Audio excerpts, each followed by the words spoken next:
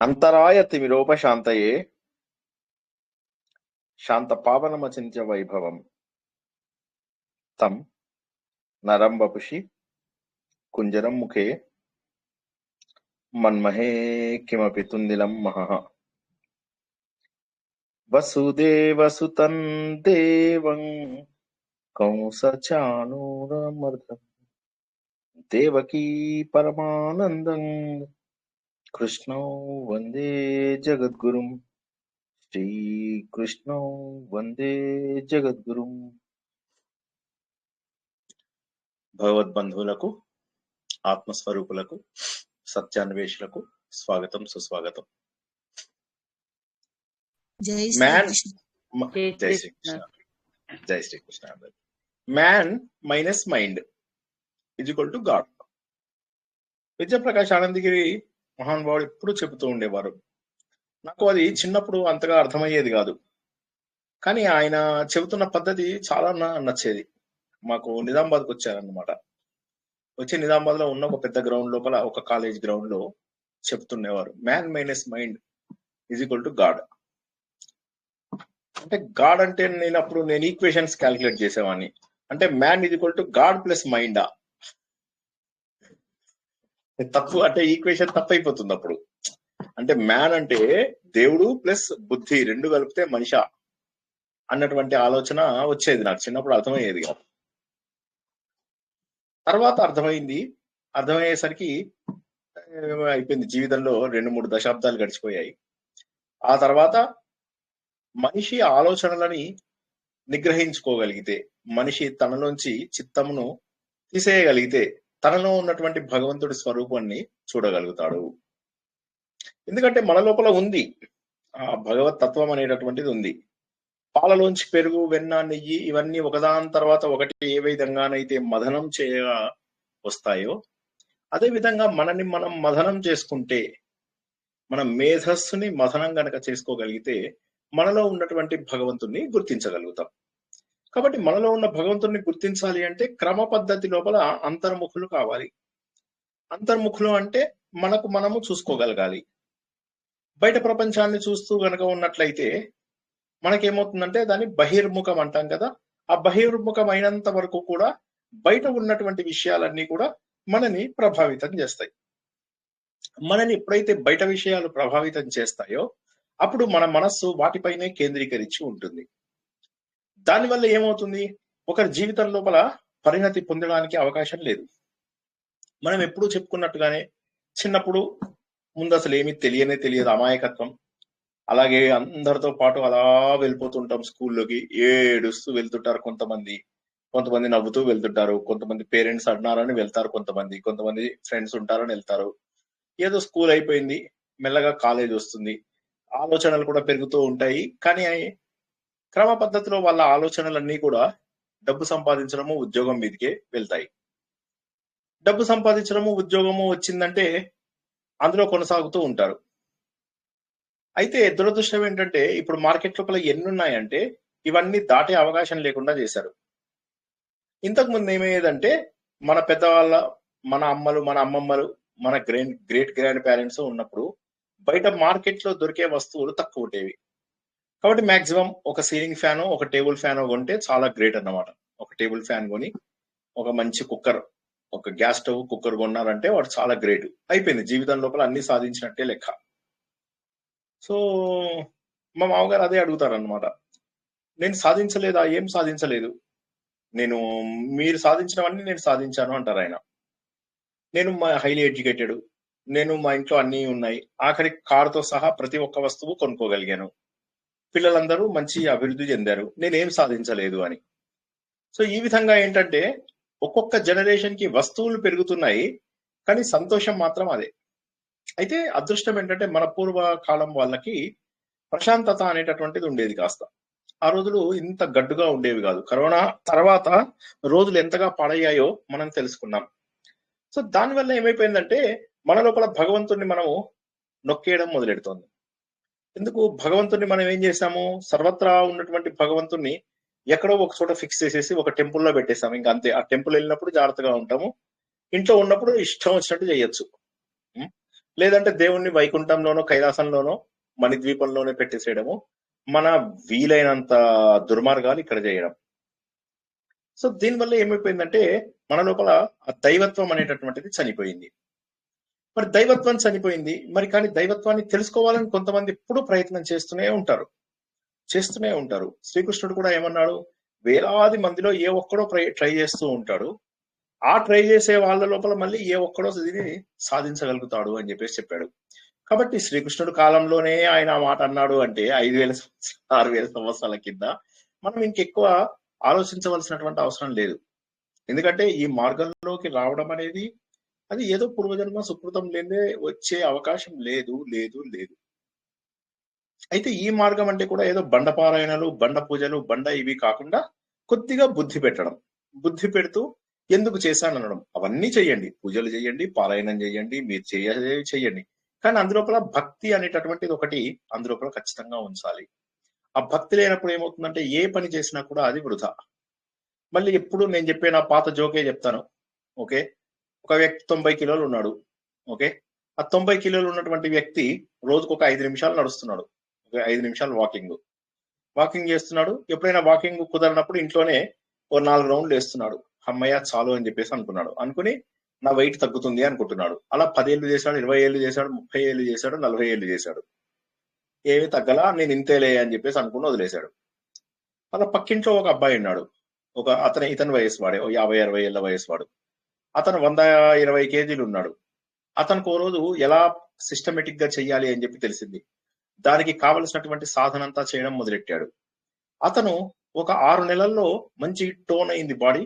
1.5 year కల్లా చక్కటి రూపానికి రాగలిగాడు. 40 ఏళ్లలో సాధించలేనిది కేవలం 1.5 years లో ఒక వ్యక్తి అలా సాధించాడు. ఇదేమి పెద్ద గొప్ప విషయం కాదు. 40 ఏళ్ల పాటు మనం మొక్కుబడిగా చేసేటటువంటి పనులు ఏవైతే ఉంటాయో అవి ఎప్పుడు కూడా మన జీవితంలో పైకి తీసుకెళ్ళవు. కాబట్టి ఆ మొక్కుబడి పనుల నుంచి మనం బయటకు వచ్చి మనలో ఉన్న దైవత్వాన్ని గుర్తించడం అంటూ అలవాటు చేసుకోవాలి. వేదాలలో ఉన్న సారం అదే, పురాణాలలో ఉన్న సారం అదే, రామాయణ మహాభారతాలలో ఉన్నటువంటి సారం కూడా అదే. ఏంటంటే నిన్ను నువ్వు తెలుసుకో అంటే నా గురించి ఏముంది, నా పేరు చెప్తాను, ఊరు చెప్తాను, ఇవన్నీ కాదు. నీ పేరు నీ ఊరు కాదు, నీలో ఉన్న దేవుణ్ణి గుర్తించావా? ఎలా గుర్తించాలి? ఎక్కువ కష్టం కూడా కాదు అది. నేను ఎప్పుడు చెప్పేటట్టే, ఈ మాట్లాడే శక్తి ఎవరిది, ఈ పని చేసే శక్తి ఎవరిది, నా జ్ఞాపక శక్తి ఎవరిది, నా భోజనం ఎవరు, ఈ భోజనం తింటున్నది ఎవరు, భోజనాన్ని అరిగిస్తున్నది ఎవరు, దానికోసం ఏమైనా కష్టపడుతున్నామా? ఊపిరి ఇక టైం వచ్చింది మంచిగా పీల్చుకోవాలి అని చెప్పి పీల్చుకుంటున్నామా? ఆటోమేటిక్ గా జరిగిపోతున్నాయి అవన్నీ. శరీరం లోపల జరుగుతున్నటువంటి ఎన్నో జీవక్రియలు ఆటోమేటిక్ గా జరిగిపోతున్నాయి. అంటే దీన్ని బట్టి ఏమర్థమవుతుంది మనకు? మన ప్రమేయం లేకుండానే చాలా విషయాలు జరిగిపోతున్నాయి. ప్రపంచంలో ఇంత ఆక్సిజన్ ఉంది. ఓకే, ఆక్సిజన్ ఎక్కడి నుంచి వచ్చింది? చెట్లు చేమలు ఎక్కడి నుంచి వచ్చాయి? భూమి లోపల ఆ సృష్టి చేయగలిగేటటువంటి శక్తి వచ్చింది. మనుషులకు ఆ సృష్టి చేయగలిగే శక్తి ఎక్కడ వచ్చింది? ఇవన్నీ ఎక్కడి నుంచి వచ్చాయని కొద్దిగా ఆలోచిస్తే చాలా అర్థమైపోతుంది. ఏంటంటే ఎస్, దేవుడు అనేవాడు ఉన్నాడు ఖచ్చితంగా. ఎక్కువ కష్టపడక్కర్లా. దేవుడు ఉన్నాడని తెలుసుకోవడము పెద్ద కష్టమైన పని కాదు. కాకపోతే జనాలు ఏంటంటే కోరికల కోసము దేవుణ్ణి కోరుకోవడం వల్ల ఏమైపోతుందంటే దేవుణ్ణి పర్మనెంట్ గా గుర్తించడము జరగదు. చాలా సులభం దేవుణ్ణి గుర్తుపట్టడం అనేది, చాలా సులువు. ఇంతే దేవుడు, ఇలా ఉంటాడు దేవుడు అంటే. రూపం అనేది కాకుండా రూపం పెట్టేసరికి మళ్ళీ గొడవలు స్టార్ట్ అవుతాయి. రూపము, మళ్ళీ కుంకుమ పూజలు, పసుపు పూజలు, నేను ఇలాగా నువ్వు అలాగా, మనం ఇట్లాగా, ఇవన్నీ ఈ గొడవలలో పడిపోయి మనం ఏంటంటే భగవంతుడిని గుర్తుపట్టలేము. కాబట్టి ఏంటంటే ఏది చిన్నగా రామ అన్నందుకే వాల్మీకి మహానుభావుడైనటువంటి ఋషిగా మారిపోయాడు కదా. సో కాబట్టి ఒక చిన్న మంత్రము, చిన్న నామం చాలు. నామము, రూపము, స్తోత్రము, మంత్రము ఏదైనా చాలు. జస్ట్ ఒక రూపాన్ని ఎదురుగా పెట్టుకోండి, కంటి ముందు ఒక రూపాన్ని పెట్టుకోండి. పెట్టి ఇప్పుడు నేను చూస్తాను చూడండి, ఇలాగా కంటి రెప్ప వేయకుండా ఎంతసేపు చూడగలరో చూడండి. కళ్ళలోంచి నీళ్ళు వచ్చేస్తాయి. 20 సెకండ్ల కంటే మనం ఎక్కువగా ఉండలేము, మళ్ళీ కన్నీళ్ళ కొట్టాల్సి వస్తుంది. అది అలా పెంచుకుంటూ ప్రయత్నం చేయండి, ఫోకస్ పెరుగుతుంది. ఏమి చేయక్కర్లేదు, దేవుడి ఫోటో ఎదురుగా పెట్టుకోండి సార్, దేవుడి ఫోటో ఎదురుగా పెట్టుకోండి. ఇదే ఫోకస్. బయట పనులు మనం చేసే వాటిలో అనవసరమైన పనులన్నీ తగ్గించుకుంటే ఇలా మనం ఎక్స్పెరిమెంట్స్ చేయడానికి టైం వీలవుతుంది. మేనేజ్మెంట్ డెవలప్మెంట్ ప్రోగ్రామ్స్ లోపల మనకేం చెప్తారంటే, మనలో నిజంగా ఫోకస్ ఉందా లేదా తెలియాలంటే ఒక గాజు గ్లాసులో పూర్తిగా పై వరకు నీళ్లు తీసుకోవాలి. ఇది ప్రాక్టికల్ గా నేను ఎన్నోసార్లు చేయించాను జనాలతోటి. మీరు ఒకసారి ప్రాక్టీస్ చేయండి ఇంట్లో, మీకే అర్థమవుతుంది. ఆ వాటర్ ని ఫుల్గా నింపండి. గ్లాస్ లోపల వాటర్ని నింపండి, పూర్తిగా పై వరకు నింపండి. నింపి ఇలా పట్టుకోండి. పట్టుకొని చూస్తూ ఉండండి దాన్ని. చూస్తూ ఉంటే మీకు అర్థమైపోతుంది, మీకు ఫోకస్ వస్తుంది అని అర్థమైపోతుంది. ఎందుకంటే మీరు ఏదన్నా వేరే ఆలోచన చేస్తే నీళ్లు ఒలికి చేతికి తగులుతాయి. అయిపోయింది, అంతే. అదే ఫోకస్. మనస్సుని నిగ్రహించుకోవడమే దేవుడు. మనసును నిగ్రహించుకోవడము. అలా నిగ్రహించుకోవడం ద్వారా గ్రాడ్యువల్ గా ఏమవుతుందంటే మనలో ఉన్నటువంటి భగవంతుని చూసేటటువంటి అవకాశం దొరుకుతుంది. ముందు ఫస్ట్ చేయాల్సింది ఏంటంటే మనసు యొక్క ఆలోచనలని స్తంభింపజేయాలి. అంటే ముందుగా మనము ఇంద్రియాలను తగ్గించుకుంటాము, ఆ తర్వాత మనము మన లోపల ఉన్నటువంటి మనసును నిగ్రహం చేసుకుంటాం. తర్వాత శ్వాస అంతే. శ్వాస కనుక మూసుకున్నట్లయితే ఎక్కడ ఉన్న ఆలోచనలు, ఎన్ని ఆలోచనలు ఉన్నా మళ్ళీ మనము ప్రస్తుతంలోకి వచ్చేస్తాం, ప్రజెన్స్ లోకి వచ్చేస్తాము. ఎన్ని ఆలోచనలు, ప్రపంచమంతా తిరుగుతుంది నా మనస్సు, కానీ ఒక్కసారి ముక్కు మూసేసరికి మళ్ళీ మనము ప్రస్తుతంలోకి వచ్చేస్తాము. కాబట్టి ఏంటంటే మనలో భగవంతుడిని గుర్తించడానికి అనేక రకాలుగా మనలో ఏకాగ్రత ఉందా లేదా చూసుకోవడం ద్వారా, ఆ ఏకాగ్రత వచ్చింది అంటే ఇంకా అయిపోయినట్టే మనకు. ఇంకా మనం మొదటి మెట్టు ఎక్కేసినట్టే లెక్క. కాకపోతే జనాలలో ఎక్కువ మంది లోపల మనము ఏకాగ్రత చూడము, నిలకడ లేని తత్వం, అచాపలం అని చెప్పేసి నిన్న ఏదైతే మనం తెలుసుకున్నామో అది రావాలి మనకు. చపలత్వం, మనలో ఉన్నటువంటిది చపలత్వం. ఒక దగ్గర కుదురుగా కూర్చోలేము. ఇప్పుడు నేను చాలా మంది పిల్లలకు వాళ్ళకు నేర్పించాను, బహుశా నా కొన్ని వీడియోలలో మీరు చూసి కూడా ఉంటారు. మంకీ టెక్నిక్ అని అంటూ ఉంటాను. మంకీ టెక్నిక్ అంటే ఏంటంటే టెక్నిక్ కాదు అది, యాక్చువల్ గా మంకీ పద్ధతి. ఎవరైనా ఇప్పుడు క్లాస్ జరుగుతుంది, టీచర్ బోర్డు మీద ఏదో రాస్తుంటే ఆ సమయం లోపల క్లాస్ లోకి ఎవరో వచ్చారు. రాగానే అందరూ అటే చూస్తారు. ఎవడో లేట్ గా వచ్చాడు, అందరూ అటే చూస్తారు. అక్కడ ఏదో చిన్నగా ఏమీ లేదు, వాడు పెద్దగా అక్కడ ఏమి ఇన్సిడెంట్ కాలే, ఊరికే అలా చూస్తారు అంతే. జనాలు ఎక్కువసేపు ఫోకస్డ్ గా ఉండాలనిపించదు. సో అలాంటి సమయంలో ఏం చేయాలంటే నేను కోతిని అనుకోగానే ఆ మంకీ పద్ధతిని మనం ఆపేస్తాం. దీన్ని మంకీ టెక్నిక్ అంటారు. ఇది కొద్దిగా ప్రాక్టీస్ చేసి చూడండి, ఎందుకంటే విష్ణు సహస్రనామం మొత్తము ప్రాక్టికల్ నాలెడ్జ్ మనం తెలుసుకున్నాం కదా. సో కాబట్టి కాస్త మెల్లమెల్లగా ప్రాక్టీస్ చేసుకోండి, చాలా సులువు అవుతుంది, ఏం పెద్ద కష్టం కాదు. మనము ఎవ్వరూ లేరు మనకు జడ్జు, మనమే జడ్జు. మనకే తెలిసిపోతుంది మన లోపల పరిణతి వచ్చిందా రాలేదా అని చెప్పడానికి. విశ్వామిత్రుడు మాటకి అంటాడు, నాకు వశిష్ఠుడు వచ్చి చెప్పాలి నేను బ్రహ్మర్షిని అయ్యాను అని చెప్పేసి. రాజర్షి అవుతాడు. అయినా కూడా ఆయనకి తెలీదు మహర్షి అవుతాడు. కానీ ఆయనకు నేను బ్రహ్మర్షిని అయ్యానా అంటే కాలేదు అంటారు వాళ్ళు. చివరికి తను నిజంగా బ్రహ్మర్షి అయిపోతాడు. అప్పుడు ఇంకా వశిష్ఠుడు చెప్పాల్సిన అవసరం ఉండదు. తన లోపల ఇంద్రుడు ఏం చేసినా కూడా తన శరీరాన్ని కుళ్ళబొడుస్తూ ఉంటాడు, కానీ ఏం పట్టించుకోడు. ఇంద్రుడిని అలా నిర్లిప్తంగా చూస్తూ ఉంటాడు. ఎదురుగా అందగత్తలందరూ నాట్యం చేస్తూ ఉంటారు, నిర్వికారంగా అలా చూస్తూ ఉంటాడు. అప్పుడు అర్థమవుతుంది నేను బ్రహ్మర్షిని అయిపోయాను అని చెప్పి. కాబట్టి ఏదో మనకెవరో జడ్జి చేయాలని అనుకోకండి. ఎవరికి వారు వారిలో ఉన్నటువంటి భగవంతుణ్ణి గుర్తించగలరు. మనలో ఉన్నటువంటి భగవంతుణ్ణి గుర్తించడమే మనం రియల్ గా మెడిటేషన్ చేయడం ద్వారా వస్తుంది మనకు. ఆ ధ్యానం అనేటటువంటి పద్ధతి ద్వారా మనం భగవంతుని చాలా అద్భుతంగా చూడగలుగుతాము. అనిర్వచనీయమైనటువంటి ఆనందం వస్తూ ఉంటుంది. ఎరుకతో ఎంతో గొప్ప ఆనందం వస్తూ ఉంటుంది. ఎన్నో శక్తులు వచ్చినటువంటి ఆనందం అనిపిస్తూ ఉంటుంది. మనసంతా దూది పింజలాగా ఎగురుతున్నట్టుగా అనిపిస్తూ ఉంటుంది. కాబట్టి మనలో ఉన్నటువంటి ఆ అత్యద్భుతమైనటువంటి ఆనందం అంటే ఏంటి, బయట వస్తువుల ద్వారా వచ్చేది కాదు, మన లోపల ఉన్నటువంటిదే ఆనందం. మన లోపల ఉన్నటువంటి ఆనందాన్ని మనం గుర్తించాలి. అదే మనము విష్ణు సహస్రనామం లోపల చేస్తున్నాం. మరి చెయ్యాలి అంటే మరి ఏం చేయాలి, మనము విష్ణు సహస్రనామం లోపల ధ్యానం చెయ్యాలి. ఏవి ధ్యానం చెయ్యాలి? ఒకసారి శ్లోకం చదువుతారా? ఏదంటే సుభుజో దుర్ధరో వాగ్మి మహేంద్రో వసుదో వసః. ఎవరన్నా చదవండి. దుర్ధరో వాగ్మి మహేంద్రో వసుదో వసుః నైక రూపో బృహద్రూపా శివిపిష్ట ప్రకాశనః. Very good. ఓకే, ముందు ఏం చేస్తారంటే ఇట్లా ఎప్పట్లాగానే మళ్ళీ నిటారుగా పెట్టుకోండి. ఇది చాలా సింపుల్ వి. ప్రతిసారి ఎందుకు చెప్తున్నారని అనుకోకండి, ప్రతిసారి చెయ్యండి. ఏం చేస్తారంటే ఇలా నిట్ట నిలువుగా కూర్చొని ఈ మెడ, ఈ వెన్నెముక, ఇప్పుడు ఇది నేను ఇట్లా ఆనుకున్నాను కదా, కొద్దిగా ఇక్కడ ఈ సోఫా లోపల కొద్దిగా ఇట్లా స్లాంట్ గా అవుతాను అనమాట. అందుకని ఏం చేస్తాను, ఇలా ముందుకొచ్చి ఇలాగా ఈ ముక్కు చివరి భాగం చూస్తూ ఉండండి. ఓపిక లేకపోతే కళ్ళు మూసుకోండి, పర్వాలే. ప్రిఫరబుల్లీ ముక్కు ఈ భాగం చూసుకుంటే మంచిది. కళ్ళు మూసుకుంటే ఏమైతుందంటే నిద్ర వచ్చే అవకాశం ఉందన్నమాట. దాన్ని లయం అంటారన్నమాట. సో ఆ లయం అవ్వకుండా కొద్దిగా జాగ్రత్త పడాలి. మనకి ఎప్పుడు కూడా అందుకోసం ఏంటంటే కాస్త వీలైనంత వరకు అంటే కళ్ళు మూసుకునే చేసుకోండి, మీరు వద్దనడం లేదు. కొద్దిగా ప్రాక్టీస్ అయిన తర్వాత ఏం చేస్తారంటే కళ్ళు మూసుకోకండి. మూసుకోకుండా ఈ భాగం ఎందుకండి ఎవరైనా చెప్పగలరా? నేను ఇంతకు ముందు ఒకటి రెండు సార్లు చెప్పాను, ఈ ముక్కు చివరి భాగాన్ని చూడాలంటారు ఎందుకండి? అక్కడ దేవుడు ఏ- ఉంటాడా? ఏమైతుందండి?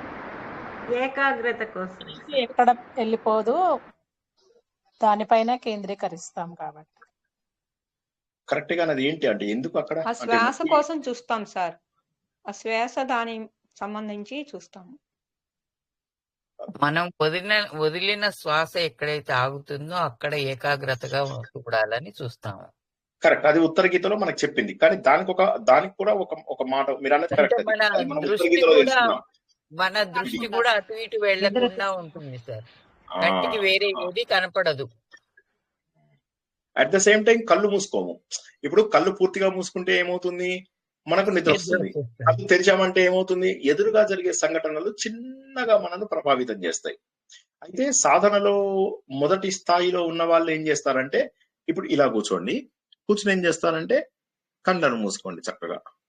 ఇది మటుకు ఖచ్చితంగా ఒకే లైన్ లో ఉండాలనేది గుర్తుంచుకోండి. అదొక్కటి మాత్రం ధ్యానానికి తప్పదు. ఇంకా మీకు ఇష్టం లేకపోయినా అది తప్పదు. ఓకే, ఇలా మాత్రం ఉండాలి కంపల్సరీ. అలాగా. ఓకే, మొదటి పద్ధతి. రెండో పద్ధతి కొద్దిగా ఈ కళ్ళు మూసుకొని ఇలా ప్రాక్టీస్ చేసుకున్న తర్వాత ఏం చేస్తారంటే ఈ ముక్కు యొక్క చివరి భాగాన్ని చూస్తూ ఉండండి. దానివల్ల ఏమవుతుంది? కళ్ళు మూసుకోరు, కళ్ళు తెరవరు. దీన్నే మనం ఉత్తర గీత లోపల ఇప్పుడు మణి మేడం చెప్పినట్టుగా మన వాయువు ఎక్కడైతే ఆగుతుందో అక్కడ చూస్తున్నాం. వాయువు పీల్చుకున్న వాయువు కొద్ది దూరం ట్రావెల్ చేసి ఇక్కడ ఆగుతుంది, అక్కడ చూస్తున్నాం. కరెక్ట్, అది కూడా కరెక్టే. దాన్ని ఎందుకు చూడమని అంటారు అంటే అది మనకు స్టార్టింగ్ లోపల చాలా ఉపయోగపడుతుంది. ఒకసారి ప్రాక్టీస్ చేయండి. ఇక ఇలా ఒక 1 year ప్రాక్టీస్ చేసిన తర్వాత కళ్ళు తెరుచుకొని మీరు ధ్యానం చేయవచ్చు. మంచిగా కళ్ళు తెరుచుకొని చూడవచ్చు. అప్పుడు మీకు ఏవి కూడా డిస్టర్బ్ చేయవు. పరిణతి వచ్చిందా రాదా మీకు తెలుస్తూ ఉంటుంది. పెద్ద కష్టపడాల్సినటువంటి అవసరం లేదు. మీకు కొద్దిగా కష్టపడ్డారు. స్పెట్స్ ఉంటే కుదరదు కదా, అంత కుదరలేదు. స్పెట్స్ తీసేయాలి సార్ టైంలో. స్పెక్స్ తీసేస్తే ఈజీ మీకు, ఎందుకంటే చూడాల్సిన అవసరం లేదు. యాక్చువల్ గా ఊరికే కన్ను ఎందుకు చూడమంటామంటే ఎదురుగా వచ్చేవి డిస్టర్బెన్స్ అవ్వకుండా అని అనుకోండి సార్. Okay, thank you sir. ఓకేనమ్మా, సరే. ఇప్పుడు మనం ఏం చేస్తున్నాము? ఇవే మంత్రాలు ఇప్పుడు మనం వీటి అర్థం తెలుసుకుంటాము. తెలుసుకున్నాక వీటిని ఇంకా ధ్యానం చేస్తాము. ఓకే, సో అందరూ నిటారుగా కూర్చోండి.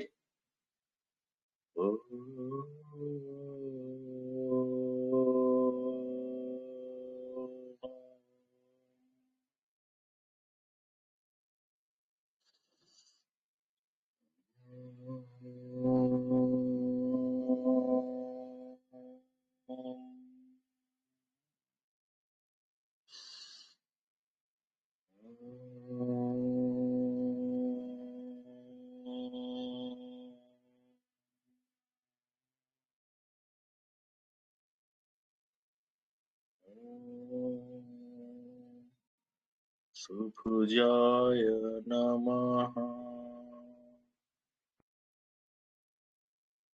ఓం దుర్ధరాయ నమః. ఓం వాగ్మినే నమః.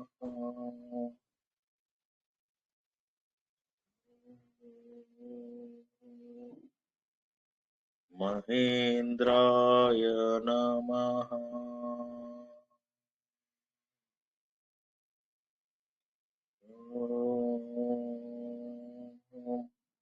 వసుదాయ నమః.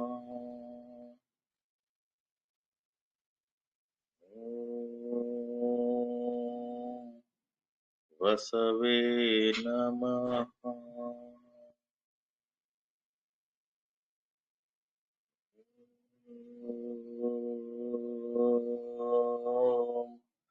నైకరూపాయ నమః.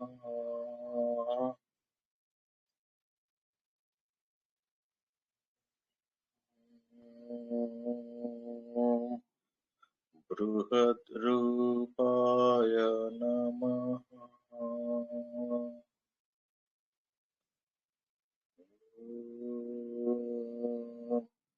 శిపివిష్టాయ నమః.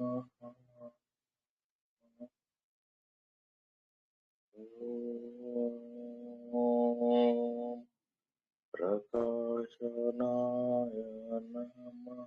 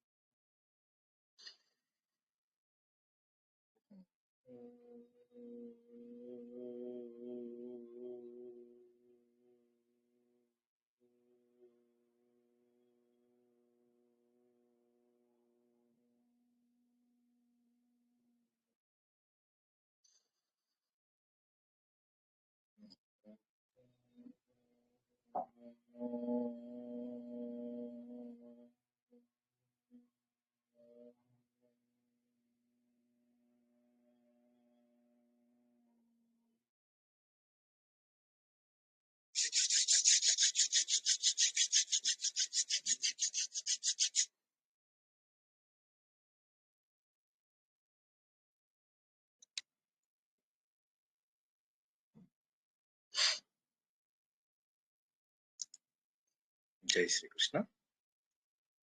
సో వీటి అర్థాలు కూడా తెలుసుకుంటే మీరు అది మనసులో కూడా పెట్టుకోవచ్చు. సో అర్థాలు కూడా తెలుసుకోవడానికి ప్రయత్నం చేద్దాం. ఇవాళ చాలా సింపుల్ అర్థాలు ఉన్నాయి. సో మీరు చాలా సింపుల్ గా అర్థం చేసుకోవడానికి వీలవుతుంది. ఓకేనా? అందరూ రెడీగా ఉన్నారా? Hello, okay sir sir. చెప్పండి. రెడీగా ఉన్నాం. ఓకే అండి. సుభుజము. సు అంటే మంచి అని అర్థము, అవునా? భుజము అంటే భుజములు. మంచి భుజములు ఉన్నటువంటి వాడు దేవుడు. అంటే మంచి భుజాలు ఎందుకు ఉండాలి? మంచి భుజాలు ఎందుకు ఉండాలి అంటే శక్తివంతమైనటువంటి వాడు. అంటే అందమైనటువంటి భుజాలు ఉన్నటువంటి భగవంతుడు చాలా శక్తివంతుడు అని అర్థం. తర్వాత ఇంకోటి ఏంటి, మనందరికీ కూడా మనకు ఇట్లా ఏమంటారు దీన్ని, వరాలు ఇవ్వడానికి, వరదహస్తం అభయం ఇవ్వడానికి వరదహస్తం వరదహస్తము గాని అభయహస్తం గాని రెండు కూడాను ఆయన ఈ అందమైన చేతులతోటి ఇస్తాడు. ఇంకోటి ఏంటి, భుజాలు అనేటప్పుడు బాధ్యత మోసేవాడు. నా భుజ స్కంధాల మీద ఇవన్నీ మోస్తున్నాను అని చెప్పేసి చెప్తాడు. సో ఈ ప్రపంచం అంతా కూడా చక్కగా బాధ్యత మోస్తున్నటువంటి వ్యక్తి అని ఒక అర్థం. భుజములు అంటే స్కందములు అని చెప్పి కూడా ఒకటి మనం చెప్తాము. స్కందుడు అంటే కుమారస్వామి. కుమారస్వామి సైన్యాధిపతి, అంటే మొత్తం దేవ సైన్యం అంతటికీ కూడా ఆయన అధిపతి. కాబట్టి ఆయన ఖచ్చితంగా కూడా మనలో ఉన్నటువంటి దేవతా లక్షణాలు ఉన్నటువంటి ప్రతి అవయవానికి కూడా రక్షకుడు. అంటే అందరు దేవతలు కూడా ఆయన కంట్రోల్లో ఉన్నారు అన్నటువంటి అర్థాన్ని తీసుకోవచ్చు అనమాట ఇక్కడ. అంటే ఇక్కడ ఏంటంటే భగవంతుడు ప్రపంచంలో ఉన్న అన్ని బాధ్యతలు మోసేవాడు, అన్ని పనులు కూడా చేసేవాడు, చేయించేవాడు అన్నటువంటి అర్థము తీసుకోవాలి అనమాట. డైరెక్ట్ అర్థం ఏంటంటే భగవంతుడు అందమైనటువంటి విశాలమైనటువంటి బాహువులు ఉన్నటువంటి వాడు. ఆ బాహువుల మీద మధుకైటబులను పెట్టుకుని చంపేశాడు. ఇవన్నీ మనం అలా చెప్పుకున్నా కరెక్ట్ గా అర్థం వచ్చేసరికి ఏమవుతుందంటే మంచి బాహువులు ఉన్నాయి అంటే అతను ఏంటంటే చక్కగా పని చేయగలడు అన్నటువంటి అర్థం వస్తుంది, రక్షించగలడు అనే అర్థం వస్తుంది, బాధ్యతని చక్కగా తీసుకునేవాడు అనేటటువంటి అర్థం కూడా వస్తుంది. చాలా సింపుల్ అర్థం, సుభుజ. ఇదందులో ఏమి కష్టం లేదు, స్ట్రైట్ ఫార్వర్డ్ ఇది. నెక్స్ట్ రెండవది దుర్ధరః. దుర్ధరః అంటే ఇక్కడ ఏమైతుందంటే పరాక్రమం. అంటే ఆయనతోటి పోటీ పడేటటువంటి వాళ్ళు ఇంకొకళ్ళు లేరన్నమాట. పరాక్రమం లోపల ఆయనతోని పోటీ పడేటటువంటి వారు లేరు. ఈ పృథివీ మొత్తం లోపల కూడా ధరించేటటువంటి దుర్ధరః. ధరః అంటే ధరించడము అనే ఒక మీనింగ్. దుర్ధరః, ఆయనను ధరించే శక్తి వేరే వాళ్ళకు లేదు.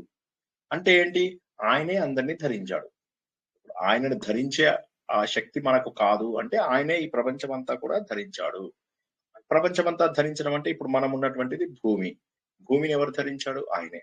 కాబట్టి ఎవరి చేత ధరింపడానికి దుర్ధరః, ధరించడానికి వీలవనటువంటి వ్యక్తి. దుర్ అంటే వీలవది. దుర్యోధనుడు అంటాము, దాన్ని సుయోధనుడు అంటాము. దుశ్చల, సుశ్చల, దుశ్శాసనుడు, సుశాసనుడు. సో రెండు కూడా కరెక్టే. దుర్గమము, గమము కానటువంటిది దుర్గమ మార్గము. గమము, దుర్గమము అంటే వెళ్ళడానికి వీలు లేనటువంటి. అక్కడ దుర్ధరహ అంటే ధరించడానికి వీలు లేనటువంటి వాడు భగవంతుడు. కాబట్టి ఎవరు కూడా భగవంతుణ్ణి ధరించలేరు. భగవంతుడే అన్నింటినీ కూడా ధరించగలడు, తనే అన్నింటినీ పట్టుకోగలడు అని ఒక అర్థం. ఇంకోటి ఏంటి, భగవంతుణ్ణి మన లోపల నింపుకోవడము చాలా కష్ట సాధ్యము. భగవంతుణ్ణి మన లోపల నింపుకోవడము కష్ట సాధ్యము. భగవంతుడు మనకు అంత సులువుగా తెలిసేటటువంటి వాడు కాదు. అందుకోసమే ఎంతో కష్టపడతారు. ఇప్పుడు కొంతమంది వేల సంవత్సరాలు మనకు కృతయుగంలో, త్రేతాయుగంలో ఎందుకు వాళ్ళు అన్ని సంవత్సరాల పాటు తపస్సు చేయగలిగారు? ఎందుకంటే ఆయనని గ్రహించేటటువంటి శక్తి వారి లోపల లేకపోవడము, ఆయనని నింపుకునేటటువంటి శక్తి వాళ్ళ లోపల లేకపోవడము. కానీ నిజమైన భక్తితో సాధించిన వాళ్ళు ఉన్నారు. మొన్న మనం చెప్పుకున్నట్టుగా 3 సంవత్సరాలలోనే సమాధి, తర్వాత సురథుడు సాధించాలని చెప్పుకున్నాము. 6 నెలల వయసులో 6 నెలల తపస్సుతోటి ధ్రువుడు భగవంతుని సాధించగలిగాడు. కాబట్టి ఎక్కువ కష్టపడక్కర్లే. నిజమైనటువంటి భక్తి, నిజమైనటువంటి తపన ఉన్నటువంటి వాడు అంటే కష్ట సాధ్యము అని చెప్పడం ఇక్కడ. భగవంతుణ్ణి కష్ట సాధ్యము మన మనసులో నిలుపుకోవడానికి కష్టం అవుతుంది, కానీ మనం కాస్తంత కష్టపడితే ఆయన నిలుపుకోవచ్చు. సో అదన్నమాట. నెక్స్ట్ వాగ్మి. వాక్కు బాగా ఉన్నటువంటి వాడు, మధురమైనటువంటి, స్తుతించగలిగేటటువంటి, ప్రియమైనటువంటి, తర్వాత వేదముల యొక్క శబ్దాల ద్వారా తెలిసేటటువంటి వాడు, శక్తి ఉన్నటువంటి వాక్కులు ఉన్నటువంటి వాడు భగవంతుడు. అంటే భగవంతుడు ఏదైతే మన శ్వాసలోంచి వేదములను తీశాడో, ఆ శ్వాసంలోంచి వేదములను వాక్కుగా కలిగాడన్నమాట. తన శ్వాసలోంచి మనకు వేదాన్ని ఇచ్చాడు. ఆ వేదాలే మనకు వాక్కు రూపమై కనిపించాయి. సో వాగ్మి అంటే వేద రూపంగా వాక్కు ఎవరి నుంచి అయితే వచ్చిందో ఆయన. వేద రూపంగా వాక్కు ఆయన శ్వాసలోంచి మనకు వెలువడింది అని చెప్పుకునేటటువంటి ఒక అర్థము. చక్కగా మనం భగవంతుని స్తుతించవచ్చు. ఎవరినైతే మనము చక్కగా స్తుతించవచ్చు, ఎవరైతే మధురంగా మన స్తుతులకు ఎలిజిబిలిటీ ఉన్నటువంటి వ్యక్తి. ఇప్పుడు మనం ఏమంటున్నాము, విష్ణు సహస్రనామము, లలిత సహస్రనామము ఇవే చెప్తున్నాం. అంతేగాని శ్రీనివాస్ సహస్రనామము, రజనీ గారి సహస్రనామము, టీవీ మణి గారి సహస్రనామము అనడం లేదు. అంటే వీళ్ళది కూడా రావచ్చు, తప్పేమీ లేదు. సో మనం ఎంతమంది శిష్యులు చేసుకురావనే దాన్ని బట్టి ఆధారపడి ఉంటుంది. సో ఆ శిష్యులు తయారు చేస్తారు, అవి కూడా తయారు చేస్తారు కొన్నాళ్ళకి. కానీ ఇక్కడ ఏంటంటే మనతోని పొగిడించుకోవడానికి అర్హత, మన వాక్కుతో ప్రియంగా స్తుతింప చేసుకోగలిగేటటువంటి వాడు వాగ్మి అనేటటువంటి ఒక అర్థం. అంటే ఏంటంటే భగవంతుడి నామము మనము ఉన్నతంగా ఉచ్చరింపబడేది. ఈ ప్రపంచంలో ఉన్నటువంటి అన్ని నామములలోకి కూడా ఉన్నతమైనటువంటి నామము భగవంతుడి నామము. అది అందుకే మనం మన పిల్లలకి, వారికి, వీరికి, అందరికీ కూడా భగవంతుడి పేర్లే పెట్టుకుంటాము. తర్వాత ఇంకొకటి ఏంటి, వేదాలలోంచి వచ్చింది. భగవంతుడు మనకు వేదం కేవలం వాక్కు రూపంలోనే ఇవ్వలేదు. వాక్కు, దానికి సంబంధించిన అర్థము, ఈ రెండు కలిస్తే అది జ్ఞానం అవుతుంది, అది విద్య అవుతుంది. వేదము అంటే అది విద్య. అటువంటి శక్తి ఉన్నటువంటి వాడు భగవంతుడు. ఆ వేదాలను తన శ్వాస ద్వారా మనకు అందించాడు. జ్ఞానాన్ని తీసుకోండి అని మనకు అందించాడు అనమాట. మహేంద్ర, ఇది స్ట్రైట్ ఫార్వర్డ్ పేరే అని చెప్పుకోవచ్చు. మహా ఇంద్రుడు. ఇంద్రుడు అంటే ఏంటి? ఇంద్రియములను నిగ్రహించేవాడు ఇంద్రుడు. మహా ఇంద్రుడు అంటే ఏంటి? ఇంద్రుడికే ఇంద్రుడు గొప్పవాడు అని చెప్పి. ఇంకొక మీనింగ్ ఏంటి, ఇప్పుడు మనము తాత్విక రూపంలో కూడా తీసుకున్నట్లయితే, ఈ ప్రపంచంలో తయారైనటువంటి అన్ని జంతువులకు ఇంద్రియాలు, జ్ఞానేంద్రియాలు, కర్మేంద్రియాలు. జ్ఞానేంద్రియాలు అంటే కళ్ళు, ముక్కు, నోరు, చెవి, స్పర్శ, ఇవి ఏవైతే ఉన్నాయో అవి జ్ఞానేంద్రియాలు. కనిపించకుండా లోపల ఉన్నటువంటివి. కనిపిస్తూ ఉన్నటువంటివి కర్మ ఇంద్రియాలు, కాళ్ళు, చేతులు, నోరు, విసర్జన అవయవాలు, ఇవి 5 కలుపుకుంటే కర్మ ఇంద్రియాలు అంటారు. ఈ ఇంద్రియాలన్నిటికీ కూడా మహేశ్వరుడు అంటే ఈ ఇంద్రియాలన్నింటినీ కూడా నిగ్రహించగలిగినటువంటి వాడు. అంటే ఏ దేవుణ్ణైతే మనం తలుచుకుంటే మన శరీరంలో మనము ఇంద్రియాలను నిగ్రహించుకోగలమో ఆ దేవుడు మహేంద్రుడు. స్ట్రైట్ ఫార్వర్డ్ అర్థం ఏంటంటే మంచి ఐశ్వర్యం ఉన్నటువంటి వాడు. ఇంద్రుడు అంటే అన్ని రకాలు ఉన్నాయి, ఏనుగులు, గుర్రాలు, ఐశ్వర్యం, అది అటువంటి వాడు అనే ఒక మీనింగ్. ఎందుకంటే ప్రపంచంలో ఉన్నటువంటి ప్రతి సంపద కూడా ఎవరిది? భగవంతుడిదే. కాబట్టి భగవంతుడిది కానిది అనేటటువంటిది ప్రపంచంలో ఏది లేదు.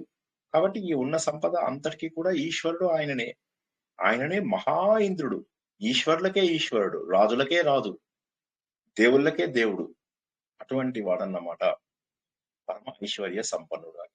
ఇంకొక రకంగా చూసుకోవాలంటే మనకు తయారైనటువంటి ఈ 10 ఇంద్రియాలు కూడా ఎక్కడి నుంచి వచ్చాయి? మనకు శబ్ద స్పర్శ రూపరస గంధాలు అనేటటువంటి తన్మాత్రల ద్వారా వచ్చాయి. ఈ తన్మాత్రలు ఎందులోంచి వచ్చాయి? ఆత్మలోంచి వచ్చాయి. ఇది మనం నారాయణ అని చెప్పి తెలుసుకున్నప్పుడు నర అంటే ఆత్మ అని చెప్పి తెలుసుకున్నాము. అందులోంచి మిగతా 5 కూడా వచ్చాయి అని చెప్పి తెలుసుకున్నాము. అంటే శబ్ద స్పర్శ రూపరస గంధాలు అందులోంచే వచ్చాయి అని. ఆ ఆత్మ ఎవరిది? పరమాత్మ, భగవంతుడిది. సో కాబట్టి ఇంద్రియ మహేంద్ర అంటే ఇంకొక అర్థం ఏంటంటే పరమాత్మ అని కూడా మీనింగ్. ఒక్కసారి అర్థం కాని వాళ్ళు అడుగుతారా? మళ్ళీ చెప్పమంటే చెప్తాను. ఇది కొద్దిగా కన్ఫ్యూజ్ అయ్యారేమో అని అనుమానం వచ్చింది నాకు. ఇదని కాదు, ఈ పైన చెప్పిన 4-5 కూడా.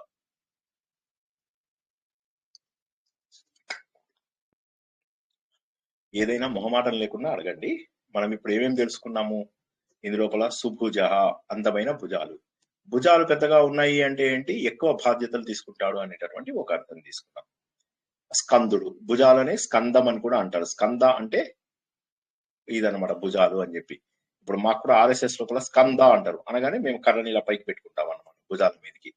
సో అంటే భుజాల మీద ఉంది అంటే మనకు బాధ్యత ఉంది అన్నటువంటి మీనింగ్ వస్తుంది. దుర్ధరహ, ధరించడానికి వీలైనటువంటి వాడు కాదు. దేవుణ్ణి ధరించాలంటే ఎక్కడ ధరించాలి? మన మనసు లోపల నింపుకోవాలి. ఎంతో కష్టపడితే తప్ప సాధ్యం కాదు. రోజుకు 5 నిమిషాల పాటు చేసేసి హడావిడిగా మొక్కుబడిగా చేసేసి భగవంతుని పొందేయాలి అంటే కుదరదు. చాలా కష్ట సాధ్యమైనటువంటి వాడు దుర్ధర. చాలా కష్టంగా మనము భగవంతుని పొందగలం. మూడవది ఏం తెలుసుకున్నాము? వాగ్మి అని చెప్పేసి తెలుసుకున్నాము. ఎవరో మ్యూట్ లో లేరండి. వాగ్మి అని చెప్పి తెలుసుకున్నాం. వాగ్మి అంటే ఏంటి? భగవంతుడి యొక్క శ్వాసలోంచి వేదములు వచ్చాయి. భగవంతుడి యొక్క శ్వాసలోంచి వేదాలు వచ్చాయి. సో ఆ వేదాలను మనకు అందించాడు. అంటే వేదాలు అంటే జ్ఞానాన్ని మనకు అందించాడు. సో జ్ఞాన స్వరూపుడు అనేది ఒక అర్థం వస్తుంది. వాగ్మి అంటే ఇంకొక అర్థం ఏమొస్తుంది అంటే మనం ఎవరినైతే చక్కగా స్తుతించగలమో, వాక్కు అంటే ఎవరితోనైతే మనము ఏ దేవుణ్ణైతే మనము మధురంగా స్తుతించగలమో, ఏ దేవుణ్ణైతే స్తోత్రాలు చేయగలమో, ఏ దేవుడి నామం అయితే మనము చక్కగా పలకగలమో, మన వాక్కు ద్వారా భగవంతుడికి దగ్గర అవ్వగలమో ఆయనను వాగ్మి అంటారు. అంటే వేదాలు ఆయన వాక్కు నుంచి వచ్చాయి అనే ఒక అర్థమైతే, మరొకటి ఏంటంటే మన వాక్కు ద్వారా మనము భగవంతుడిని స్తుతిస్తాము. మన చేత స్తుతింపబడేవాడు వాగ్మి అనేటటువంటి అర్థము తెలుసుకున్నాము. ఇంద్రుడు. ఇంద్రుడు అంటే ఏంటి? ఇంద్రియాలకు రాజు, సర్వశక్తిమంతుడు, సర్వ ఐశ్వర్యవంతుడు అనేటటువంటిది స్ట్రైట్ ఫార్వర్డ్ అర్థం. కానీ మనం తెలుసుకుంటున్నది ఏంటి? ఇంద్రియాలకు ప్రభువు. ఇంద్రియాలు 2 రకాలని తెలుసుకున్నాం. జ్ఞాన ఇంద్రియాలు, కర్మ ఇంద్రియాలు. ఈ జ్ఞాన ఇంద్రియాలు, కర్మ ఇంద్రియాలు ఎక్కడి నుంచి వచ్చాయి? పంచ తన్మాత్రలలోంచి వచ్చాయి. శబ్ద స్పర్శ రూపరస గంధాలలోంచి. అవి ఎక్కడి నుంచి వచ్చాయి? ఆత్మలోంచి వచ్చాయి. అన్నింటికీ ఆత్మరూపంలో ఉన్నటువంటి ఆ భగవంతుడే వీటన్నిటికీ మూలము. అంటే ఇక్కడ మహేంద్ర అంటే ఆ పరమాత్మ అనేటటువంటి అర్థం. ఒక్కసారి ఎవరికైనా మళ్ళీ డౌట్ ఉంటే అడగండి. మొహమాట పడద్దు, ఎందుకంటే ఇవి డ్రై సబ్జెక్ట్స్ కదా. కథలు, జోక్స్ కూడా చెప్పడానికి లేదు. జై శ్రీకృష్ణ సార్. జై శ్రీకృష్ణ. ఇంద్రుడు ఇంద్రియాలకు మీరు ఏం చెప్పినారంటే ఇంద్రియాల అధిపతి. మరి ఊర్వశి, రంభ ఆయన ఏం చెప్తారంటే మన సీరియల్లో అట్లే ఉంటది. ఇంద్రుడు ఆయన ఒక అహంకారం చూపిస్తారు, డ్యాన్స్ అనేది అన్ని చూపిస్తారు. మళ్ళీ ఇదేమి అర్థం కాలే. అవునవును, అవన్నీ తప్పు. యాక్చువల్గా ఏంటంటే పురాణాలలో ఉన్నవి. మనకు వేదాలు మాట్లాడుకున్నప్పుడు మనం ఏమని చెప్పుకున్నాము? వేదాల లోపల అందరికంటే కూడా పవర్ఫుల్ దేవుడు ఎవరు అంటే ఇంద్రుడు. వేదాల లోపల ఇంద్రుడు, అగ్ని అందరికంటే కూడా పవర్ఫుల్. మనకు ఇంద్రుడు చెప్పేటప్పుడు ఈ 5 వేళ్ళు ఉన్నాయి కదా, ఈ 5 వేళ్లలో దీన్ని అగ్ని అని అంటారు. ఈ అగ్ని చూసారా, ఈ 4కి దూరంగా ఉంది. ఇవి 4 వేరే. ఇవి 4 వేరే. జలతత్వము, భూమితత్వము, ఆకాశతత్వము, వాయుతత్వము, అగ్నితత్వం. అగ్నితత్వం మాత్రం పరబ్రహ్మలాగా ఉన్నదన్నమాట. చూసారా, పరబ్రహ్మలాగా ఉన్నది. ఇవి 4 ఒకదాంతో ఒకటి కలిసి ఉన్నాయి. ఈ 4 కూడా ఒకదాంతో ఒకటి కలిసి ఉన్నాయి. అంటే జీవుడు, వీడు జీవుడు అనుకోండి. ఈ జీవుడు సాత్విక గుణం, రాజస గుణం, తామస గుణం మూడిటితోటి కలిసి ఉన్నాడు. ఈ నాలుగిటికి దూరంగా ఉన్నటువంటి వాడు ఎవరైతే ఉన్నాడో అతను అగ్ని. సో ఇంద్రుడు, అగ్ని అనే వాళ్ళు ఎవరైతే ఉన్నారో, ఈ ఇంద్రుడు, అగ్ని మొదటి నుంచి కూడా మన వేదాల ప్రకారం వాళ్ళే గొప్ప దేవుళ్ళు అన్నమాట.